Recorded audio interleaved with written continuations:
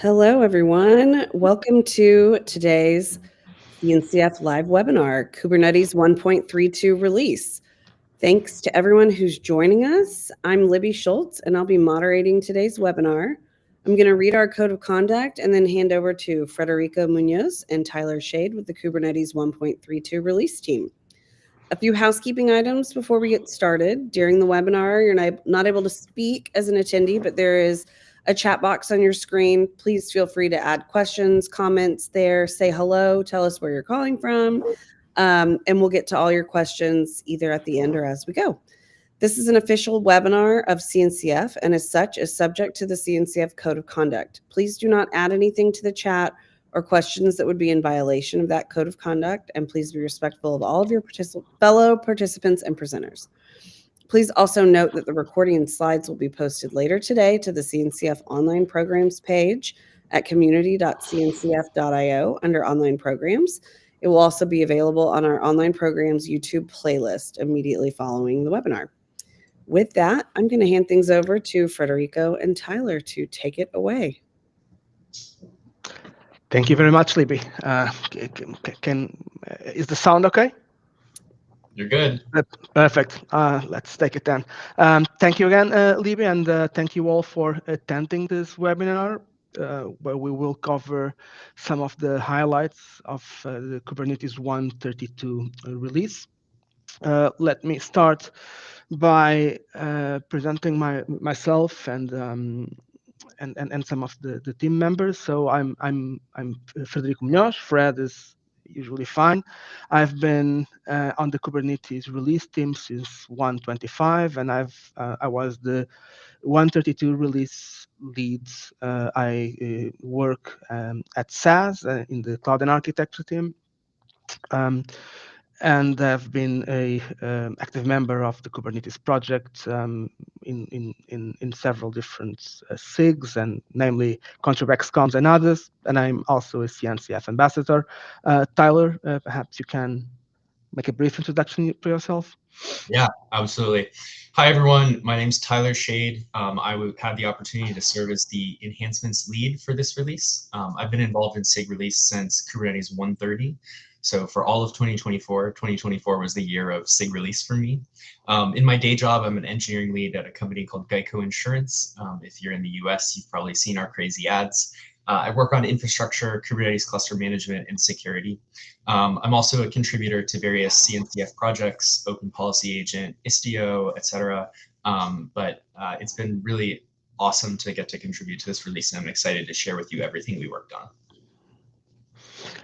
Thank you, Tyler. I'm seeing the chat, everyone dropping location. So I'm from Lisbon, Portugal, myself. Matteo Bianchi can't be here with us today, unfortunately, due to health reasons. But he was the comms lead for the 1.32 release and had a major role in terms of everything related with the communication sub-team, namely in terms of the highlights, release blog, etc. So we wish him speedy recovery, but he is very much a very important part of the material that we're going to be over today. With that in mind, the Kubernetes 1.32 release team. I mean, I'm not going to spell out every single person here, but I think it's important to show the release team, and this allows me to speak about the importance of Kubernetes contributions and open source contributions in general. So Kubernetes is the second largest open source project currently, and the way that the release works is very much dependent on the work of Kubernetes contributors like myself, Tyler, Matteo, and specifically for 1.32, all the different people from all around the world that made this possible. So I would like to with a word of recognition to everyone, both leads and shadows for the release leads, emeritus advisor, enhancements, release notes, comms, release signal, docs, and branch management. That without them, obviously, we wouldn't be here discussing about 132 because it's the steady work during the 3 months that a Kubernetes release typically makes that made it possible. And we're already on the beginnings of the 133 release. Some of the people that are here will also contribute there. Others will contribute in other ways in the future. So a word of recognition is in order. And thank you, everyone. I know, Tyler, if you want to add anything here. Yeah, this is my third release now, and I've just been impressed at how contributors to the SIG release tend to work tirelessly and show up relentlessly to help make all this happen. Given the size of Kubernetes and how big it is, like you mentioned, Fred, there's a lot that goes on behind the scenes to actually make it possible for you to run, kube kettle run on your cluster. And it's, just the size of this. I mean, we're talking 30 plus people here contributing. And I've been really impressed by the way that people just show up over and over and over again, like yourself. I mean, you've been here for 6 releases in a row, just no breaks, just keep going. It's amazing. Yeah, and indeed, I mean, this is the process itself is very rewarding as well. And I will take this opportunity to note and to inform all our viewers that well, right now they can't, but please be aware that there's um, a shadow questionnaire being sent every release. So at the end of the 133 release that started, so basically 3 months from now, keep your eyes open because the release team will send a request for shadows, and anyone is invited to apply so that they can also be a part of this release team. On the topic of releases, so every release gets a sort of code name. This is a perk of the release leads. It doesn't mean much more than because all that much because the Kubernetes releases, if we go into the cloud providers, etc., are named after the release number. But it does provide a way for us to add a little flair to the specific releases. So this Kubernetes 132 release is codenamed Penelope, and the reason is multi-layered.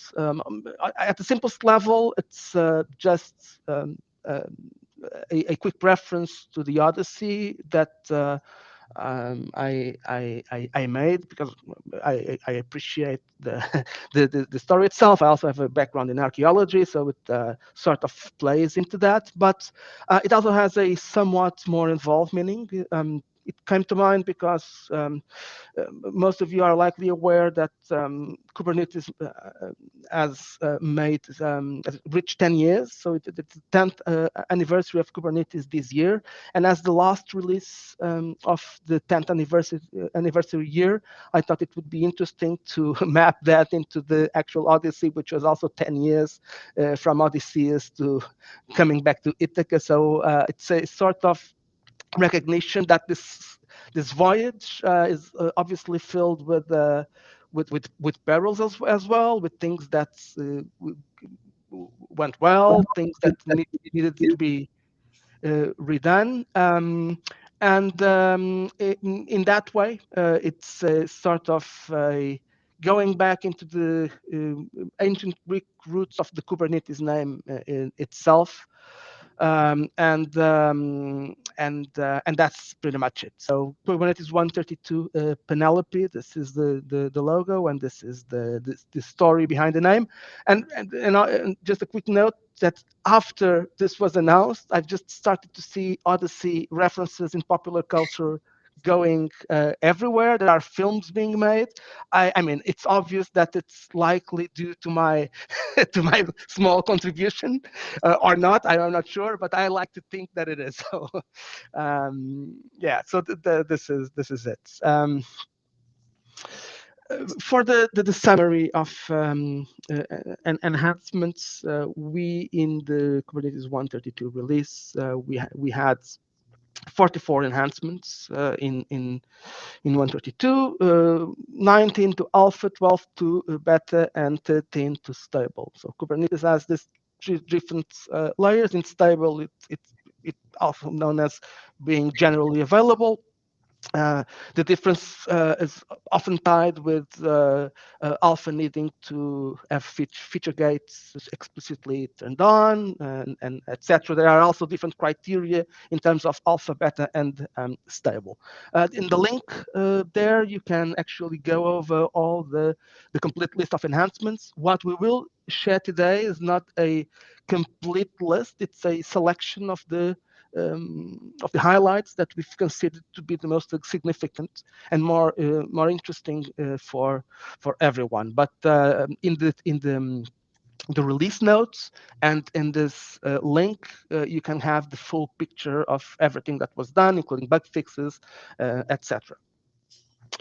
And with that, we'll start the release highlights overview. I'll start with something that was particularly fulfilling and interesting, and it's actually not in itself a feature, but it's for me it's just as important, if not slightly more in some ways, which was the fact that in this Kubernetes 132 release, the Kubernetes project finally achieved 100% conformance testing coverage. This is the first time that this was achieved. So the performance testing is the testing of the Kubernetes endpoints that are taken into account when determining if something is conforms with being Kubernetes or not. Obviously, for that to be useful, we need to have test coverage of them.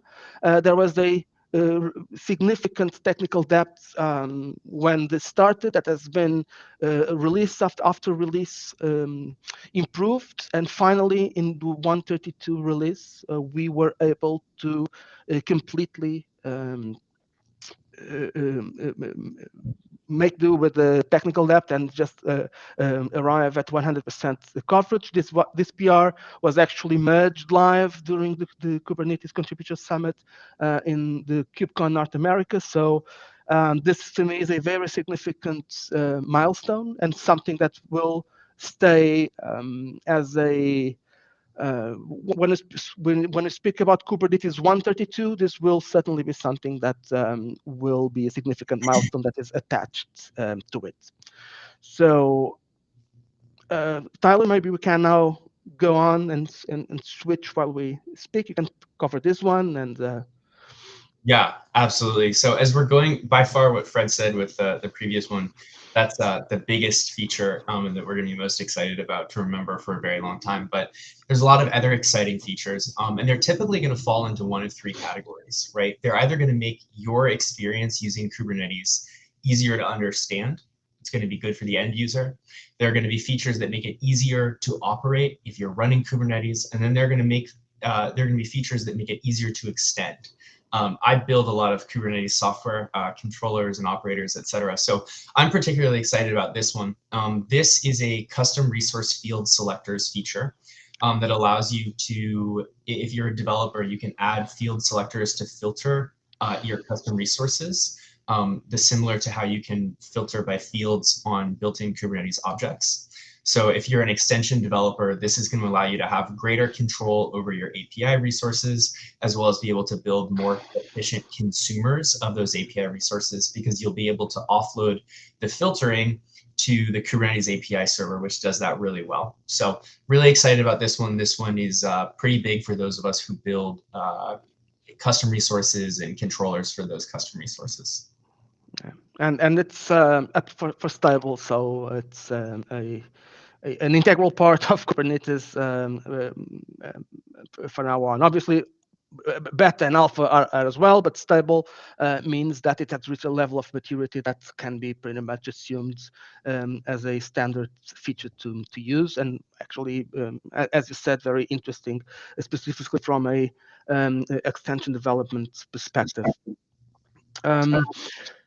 Supports to size memory backed volumes. This also uh, went to stable in 132, and it makes it possible to dynamically size memory backed volumes based on the pod resource limits. This is one of those features, as Tyler mentioned. This one is falls into the category of performance enhancements and resource utilization. We have a lot of those because obviously as Kubernetes grows to cover more and more use cases, there's also a concern and a very purposeful direction in making sure that the resources, resource management, not only keeps up with the new use cases, but actually improves, because we are dealing with AI workloads, we are dealing with edge workloads. So certainly trying to avoid a, a less than ideal resource management is one of the goals. So this one falls within that category, and this improves workload portability and overall node resource utilization, which then translates into possibly smaller clusters with the financial implications that this can have, etc., etc. Yeah, if you're operating Kubernetes, this is going to make your life easier. Yeah, exactly. All right, so this one is also a stable enhancement. This is bound service account token improvement.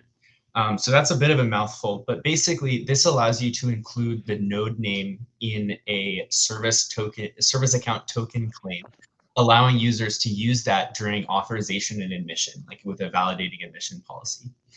This also has a security benefit of being able to keep service account credentials from being a privilege escalation path for nodes. So this also makes your life easier as an operator if you're tasked with securing your Kubernetes cluster, and also if you're building extensions like a validating admissions policy with a validating admissions controller, etc. This gives you a new opportunity to be able to check which node you're actually operating with and help keep your clusters more secure.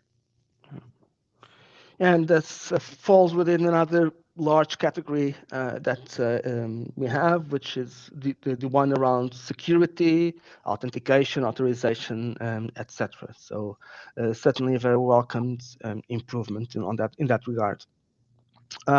Speaking of which, we have the structured authorization configuration, again, one that falls within this category as well.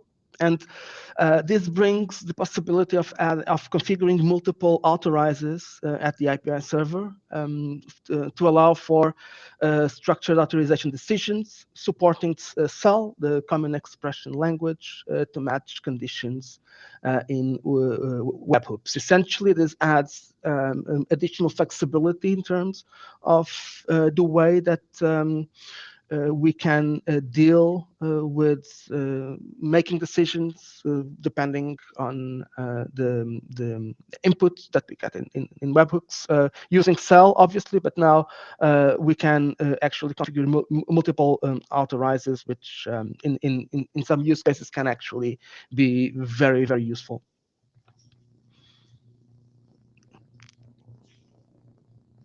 So this next one is if you're operating Kubernetes, this is going to make your life easier. This is auto-removing persistent volume claims that are created by a stateful set. This is a stable feature, and this enhancement ensures that your persistent volume claims for stateful sets will get automatically deleted when they're no longer needed, which is huge because you don't have to go in there and manually clean them out as an operator anymore. But it also ensures that data persistence is stable during stateful set upgrades and node maintenance. So if you're dealing with running stateful workloads on Kubernetes, you're managing storage, this is something I've been working with over the last quarter. This is going to make it a lot easier for you to make sure you don't have orphaned persistent volume claims, and will make the overall resource usage of whatever storage system you have backing your Kubernetes cluster is going to make it a lot easier to make sure that that is efficient. Yeah. I mean, this is a great thing to avoid the kind of manual garbage collection that would need to happen otherwise, because it means that there's a resources that are not being used and that sometimes are even close to invisible without a specific process to go after them. This avoids their existence to begin with. So very good in terms of adding this automatic housekeeping to the cluster management. Speaking of management, job API managed by mechanism. This one graduated to beta. And this is an additional field, the managed by field for jobs, that enables external controllers like Q and others to manage job synchronization with offering greater flexibility and integration with advanced workload management systems. So this is actually a very, very welcome enhancement, specifically for those that really want to integrate the job mechanisms in Kubernetes with a wider orchestration and job and workload management system outside of Kubernetes, because this allows, through the managed by field, to sync the information of the job with those external systems, and by doing so allows Kubernetes to be a better participant in a more end-to-end workload management approach. Yeah, if you're building external systems or using external systems to extend your cluster, this is going to make your life easier. I've done a lot of work with Kubernetes jobs in the past, and I'm excited to see this happen because sometimes it feels like jobs are not necessarily a second-class citizen, but they're just much more tricky to run in Kubernetes, right? Because they are usually time-bound. They're hard to, sometimes they're going to exit very quickly, right? And so being able to build these external controllers to manage all that synchronization for you is really helpful. Absolutely. All right, so this next one is a security feature. It is only allow anonymous auth for configured endpoints. This is a beta enhancement. And this is pretty exciting for people who are checking readiness and health of cluster endpoints. So if you're building a system that wants to be able to check the health of a bunch of your different Kubernetes clusters, this allows you to allow those requests to be sent anonymously, right? So without authentication. So the admin can choose to allow anonymous access to certain endpoints. For example, here we have HealthZ, LiveZ, ReadyZ, while preventing that ensuring that there will be no other anonymous access to other cluster endpoints or resources, even if a user misconfigures RBAC, right? So Kubernetes is designed to be multi-tenant, in that you're going to have, there's a user, there's an admin, right? And this allows cluster admins to lay down top-level security controls about anonymous access and help keep your users from making mistakes. Yeah, and this also falls within another major category of Kubernetes enhancements, which are the ones around observability and the health management of the cluster itself. Obviously, here also with a security angle, but the general gist of it, as Talon mentioned, is to actually make it simpler to integrate this Kubernetes health endpoints with whatever observability mechanisms you're using. So also in beta, we have a plugin callback for accurate requeuing in a case scheduler. So this is a feature that is tied with performance. So it's another category, obviously, that encompasses a lot of different features that we have, improving performance, slightly tied with the one around resource improvements, but specifically this one enhance the scheduling throughput through a more efficient scheduling decisions by a per plugin callback function, QHint. So now all plugins have access to this additional callback function, queuing hint, that can be used to improve the reasoning behind the retry, and by doing so, actually improve the true output through the changing behavior of those plugins. This next one is another feature related to persistent volumes and storage. It's kind of exciting to see more and more stateful workload support and a better experience for people running those, whether it be databases, whether it be file storage, etc. I feel like when Kubernetes first came out, it was very catered towards stateless workloads, and it's exciting to see how much more support is going into being able to run large-scale data workloads on Kubernetes. So this KEP is a beta enhancement. This is recovery from volume expansion failure. This feature allows users to recover from volume expansion failure by retrying with a smaller size. So if you're trying to expand a volume, you don't have enough space to expand that volume, you can retry that with a smaller size. Perhaps if you're building an extension, you could come up with some sort of exponential back off, right? If you want a 20 gig expansion, then you go to 10, then you go to 5.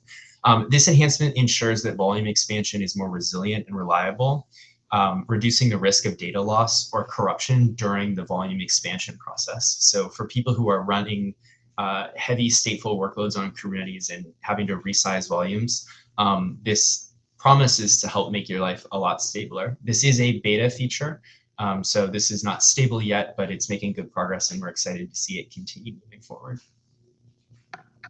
Absolutely.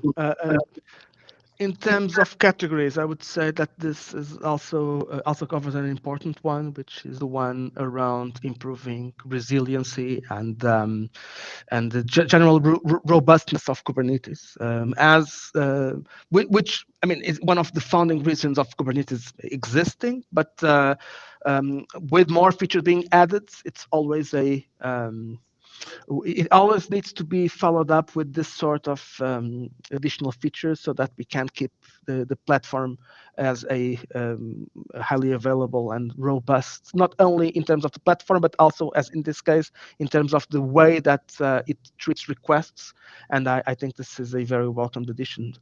And it's actually, speaking of volumes, this one is also very, very, very interesting, and specifically for anyone that has been working with Kubernetes backups, for example, the volume group snapshot that is now in beta, this introduces the volume group snapshot API, which in very simple terms lets us take a snapshot of multiple volumes together, and by doing so, ensuring data consistency across the volume. So this, as you can imagine, when we speak about backups, the topic of consistency is always a very important point. We want to be sure that we capture a point in time that is consistent across whatever sets of deployments that we have.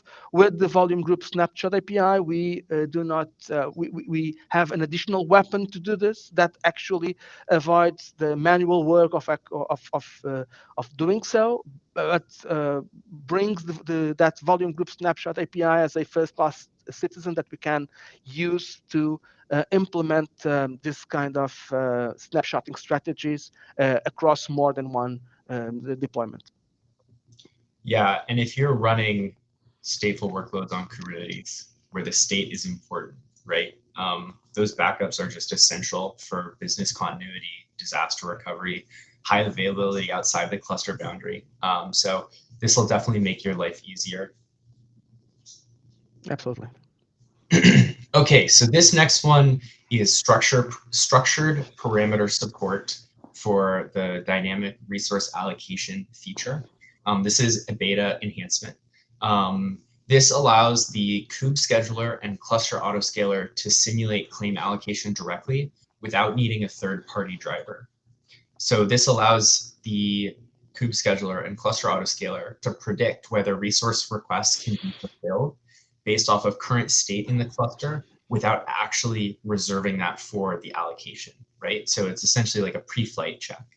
By eliminating the need for a third-party driver to validate or test this improves planning and decision-making for resource distribution, making the scheduling and scaling processes more efficient. There's a lot of work going on with dynamic resource allocation. We'll be talking about some of the other highlights with that throughout the rest of this time. But it's a very exciting area. It's exciting to see this move into beta, and there's a lot of other stuff coming down the pipe too. Yeah.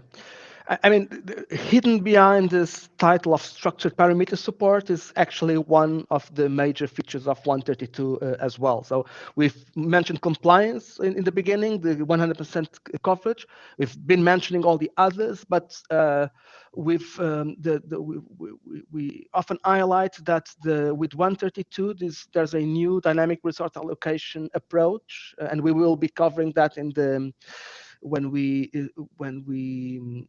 speak about the ones that are being removed. So this one is actually one of the another of the marks of 132, this new core dynamic resource allocation, which is displayed in the structured parameter support enhancement that reaches beta, as Tyler said, and that shows that the way that Kubernetes moves, and I'll speak about this a bit more down in the deprecations section, is by constantly seeing what's needed, what are the best approaches, retiring things that are not doing exactly what we wanted, and implementing new ones. And this is a great example of that.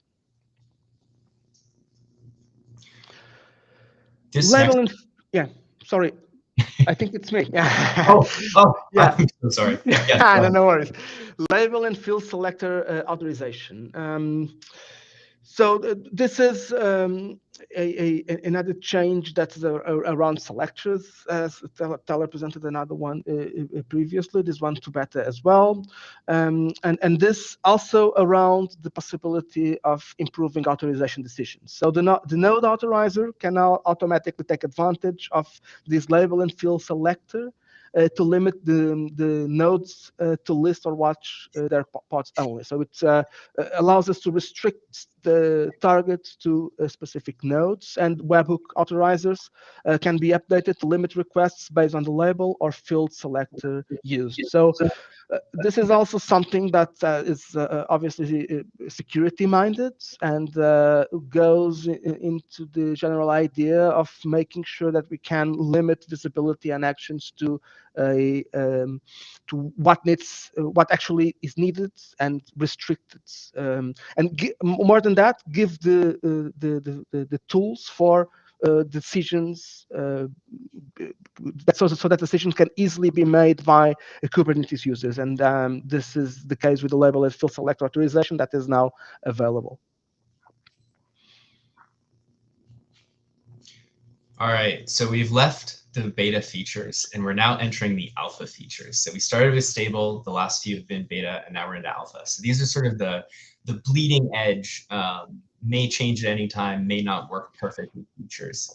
Generally, Fred, I think it's, if something is stable, it will be part of Kubernetes forever, right?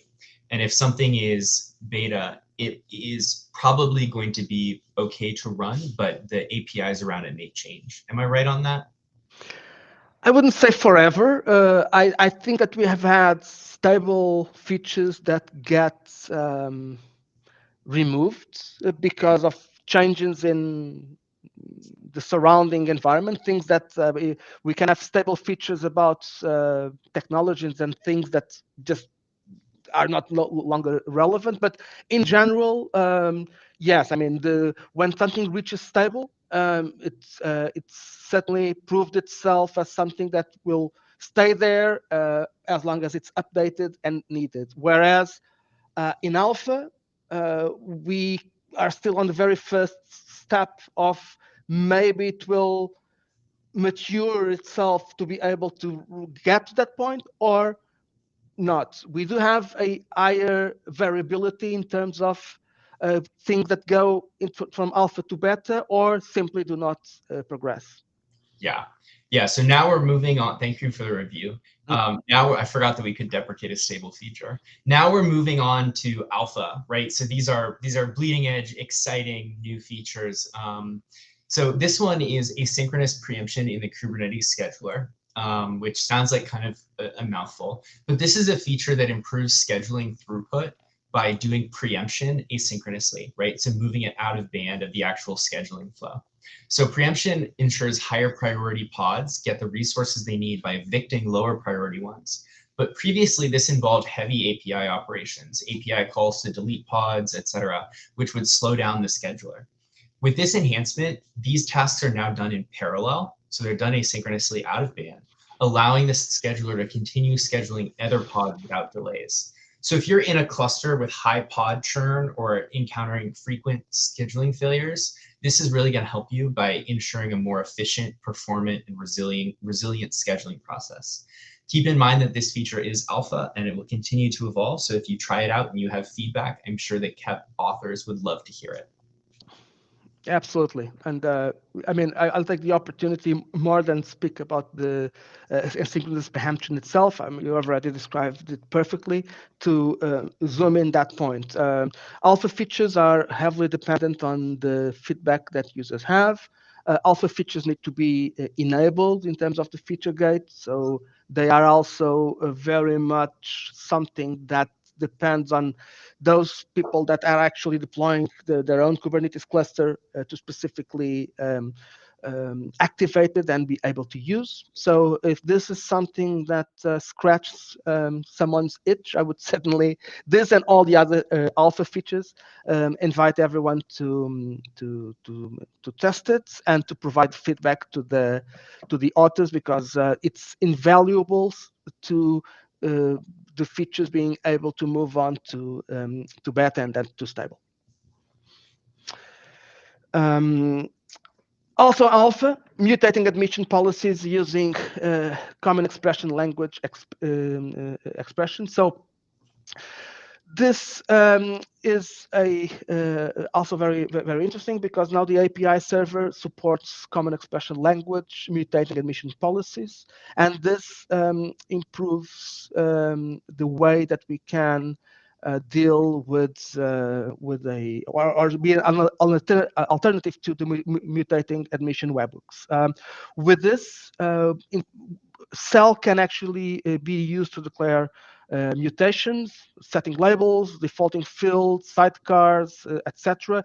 The common expression language is a much richer and expressive language than the alternatives that that exist. So by this feature essentially reduces operational complexity, does away with the need for webhooks altogether, and directly integrates to the Kube API server.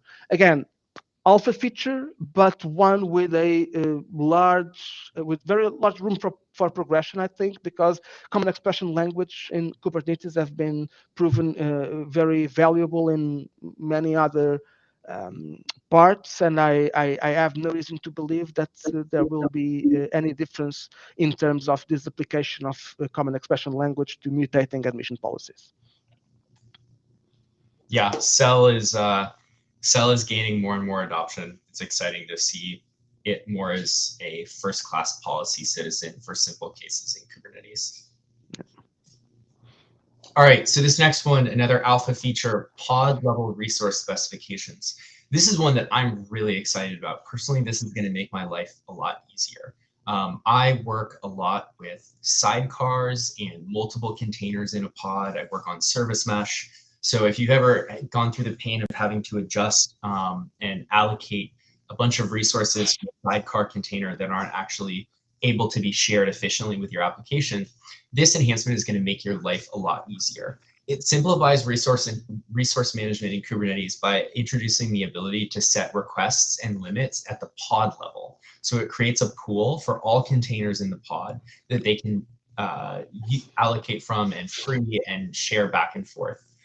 This makes it really valuable for workloads with containers that are that have fluctuating or bursty resource needs. It minimizes over provisioning and improves overall resource efficiency.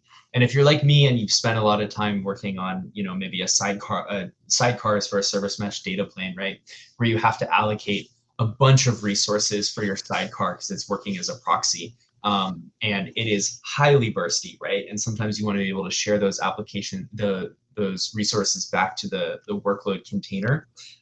This is going to make all of our lives a lot easier. It is, again, an alpha feature, but this is one of the ones that I'm really excited to pull down and provision on my own Kubernetes cluster and play around with. Yeah, absolutely, and it's related again with the improvements in resource usability. Specifically in this case, as you mentioned, for multi-container pods. So in a way, it's like if Kubernetes is a macrocosm of making the best of resource allocation, this is the microcosm of that. Allows zero value for slip action of stop hook, another alpha feature, and this allows the ability to set a 0-second slip duration for this free stop lifecycle hook, essentially making it a no-op option for resource validation and customization. So this wasn't possible, which means that this would always have a larger than 0 number, and with this update, it can be configured as a no-op, which essentially improves the responsiveness and of the process by enabling immediate execution and termination behaviors when they are needed. Before, at least 1 second was needed. I think that was the granularity. Now with 0, this can be made a no-op and improve the overall speed of the process. So this next one is related to dynamic resource allocation. And this is the standardized network interface data for claim status. So this enhancement adds a new field that allows drivers to report specific network device status data for an allocated object in a resource claim. It also develops a standardization for specific type device data, for example, networking device information. Right now, when a device is configured in a pod or container, the state and characteristics of that device are invisible. This can be really challenging for users, developers trying to diagnose issues or do advanced integrations of allocated resources. So this makes it much easier to report this information so that you can either build extensions on top of it, use it to debug, and for the purposes of DRA. And it's alpha, so you'll have to turn this one on. But if you're invested and interested in DRA, I know they're doing a lot of active work, so they'd love your feedback. Yeah, and there's a lot of interesting stuff going on the network features as well. So this is part of that.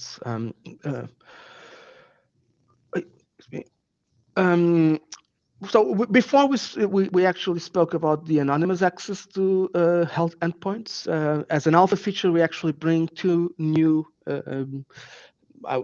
health endpoints, or at least debugging endpoints, status Z and flag Z for core components. This increases observability options by enhancing cluster debuggability by allowing the possibility of using these endpoints to gather information around the versions that the component is running, details about uptime, command line flags, etc. So not much more to say except that this really adds an additional entire new layer of information that can be added from a observability endpoint.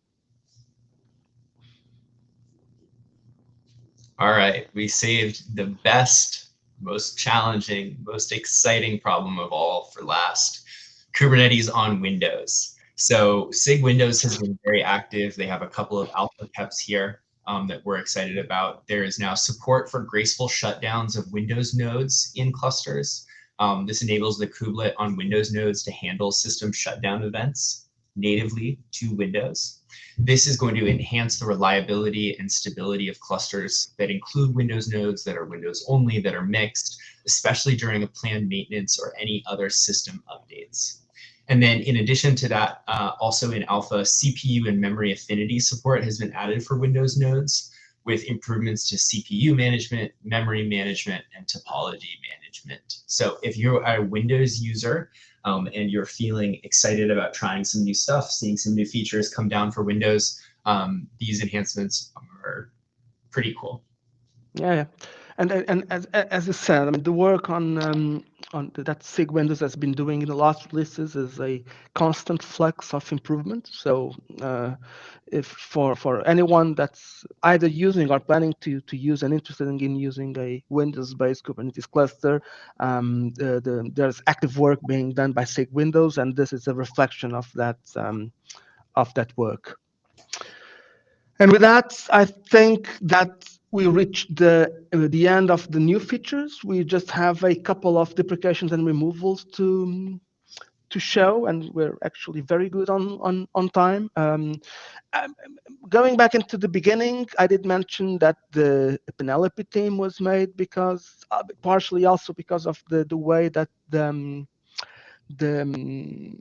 Kubernetes 10 years remind me of a sort of voyage through perils, etc. But also there's another layer there because Penelope, as you might remember from the Odyssey, she had to so work by day in the loom, and by weaved by day and unweaved during the night to fend off the suitors that were trying to marry her. And this sort of reminds me also, and speaking of the DRA implementation specifically, of what happens in Kubernetes. So we obviously don't do and undo the things that are added, but we do add new things and remove old things. So a bit like the ship of the Argonauts, Kubernetes is always exists, but there's always this constant set of new code with old code being removed, always striving and navigating towards this cloud native goal that we all share. So with that said, I will get back also to this comment that I made before when we talked about the structured parameters, which is the withdrawal of the old DRA implementation. So the old DRA implementation was introduced in Kubernetes 1.26. And that was a very good reply to a specific set of use cases that we had. However, this original implementation was through usage and through feedback was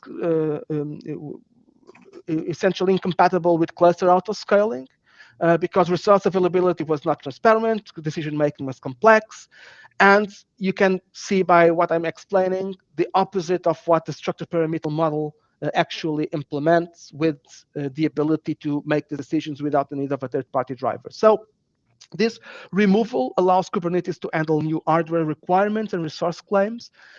I mean, we're thinking about things like FPGAs, GPUs, etc. That's what the DRA, dynamic resource allocation, means the ability to add things to the Kubernetes cluster which are not CPU, RAM, or storage. And like we shared in the structured parameter feature, that one comes in and replaces the old DRA implementation that is now deprecated. Tyler, if you want to cover this one.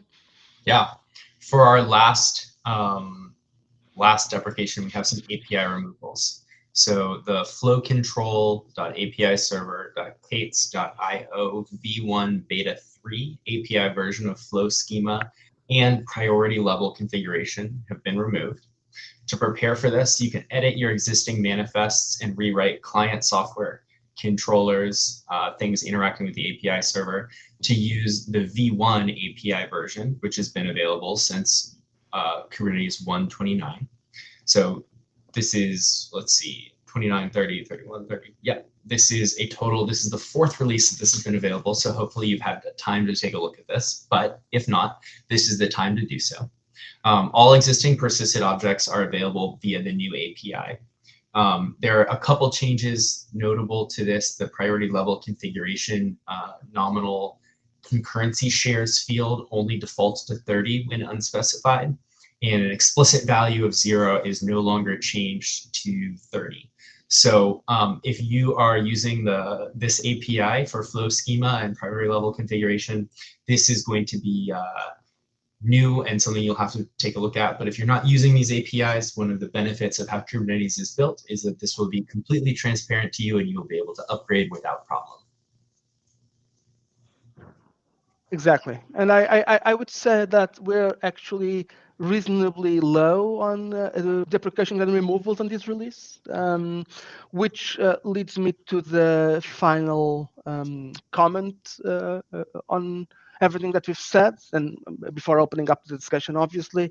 I think that the 132 release is a release with, it doesn't bring with itself any breaking change that requires immediate attention from anyone, which is, in my perspective, actually good. It does come with a set of additional and interesting features that might be very useful to some of them are useful across the board because of the way that they improve general resource management, security, etc.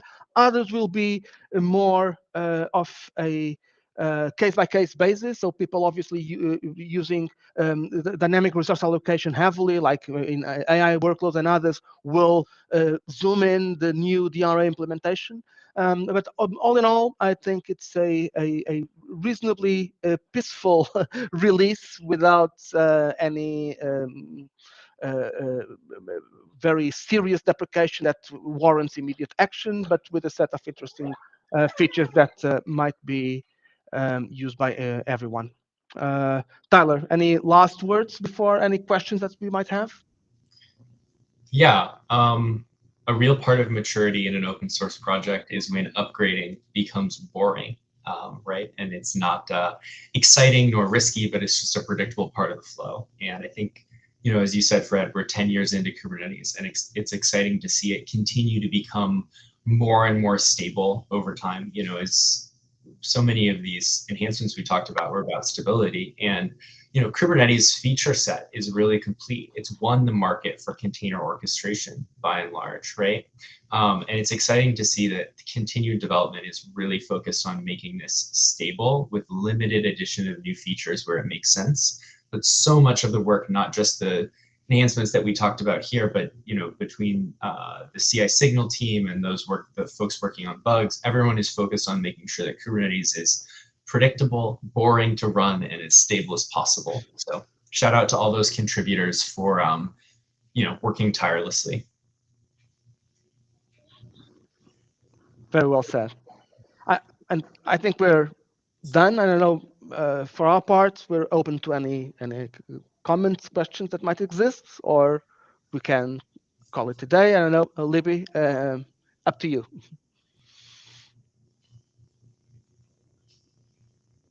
So it looks like we have one question, Fred. Did these changes affect the CKA exam? I haven't saw it. Sorry. As members of the release team, we do not influence the CKA exam. So I'm not sure. Libby, you might be able to speak to that more. That will be something I'll have to come back to everybody with. I do not have an answer for that right now. Well, I might give a general answer here. So the Certified Kubernetes Administrator exam, insofar as it covers Kubernetes features, it will. Quick question: the exam as it's done right now doesn't take into consideration 132 specifically. So if you're taking an exam tomorrow, certainly there's nothing in what we've just said that will be added there. But eventually, when the CKA exam is made to reflect the stable features that we've discussed, it might be that some of those things that we've discussed. For example, just on the top of my head, if there's a question on the CKA exam about doing a volume group snapshot in a synchronous way, maybe they will use the volume group API, maybe not. I mean, this is completely up to the people that's on the CNCF and Linux Foundation that come up with the actual CKA exam question. So the answer is not 100% yes or no. It's possible in the sense that every new release brings new features, and Kubernetes ends up being the sum of all those features. So it's not impossible that further down the road, some questions in the CKA will contain something that was discussed either here or in the previous release or in the next release, but we don't have any internal visibility on in what way can the features in this release, if any, influence the current CKA curriculum.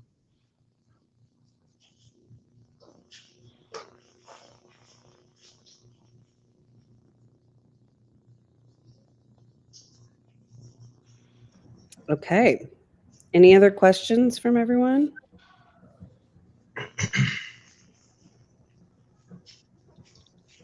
Give them just a minute in case they're typing frantically.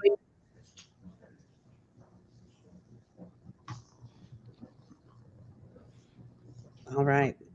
I think we'll leave it there. If anyone has any other questions, I think you know how to get in touch with Tyler and Fred and the release team. So reach out to them. And otherwise, thank you both for a great presentation. This has been really exciting as always. And thanks to everyone for joining us for a CNCF Live webinar. And we will catch you next time. So everybody stay safe and warm and weather your weather. And we'll see you soon. Thank you very much. Thank you for having us. Have a great rest of the day and week. Bye, everyone. Thank you.